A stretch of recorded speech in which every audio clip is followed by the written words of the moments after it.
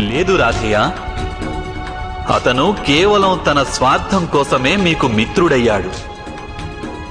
మీ మనసులో అర్జునుడి పట్ల ప్రతీకార భావం ఉందని అతనికి తెలుసు. అది చూసే అతను మీకు మిత్రుడయ్యాడు.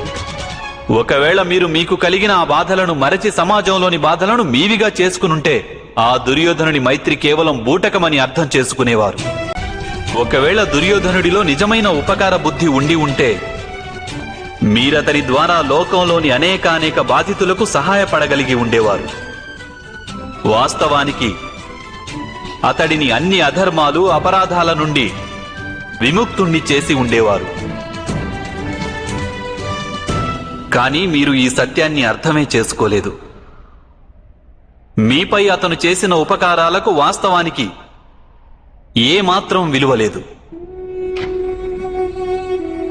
నా జీవితంలో సర్వదా బాధితులకు వంచితులకు దానాలిచ్చాను వాసుదేవ. నా సంపదలో నా కోసం ఏదీ మిగుల్చుకోలేదు. ధనం దానం చేస్తే వచ్చే లాభం దానం చేసిన వారికి దక్కుతుంది, దానం పొందేవాడికి కాదు.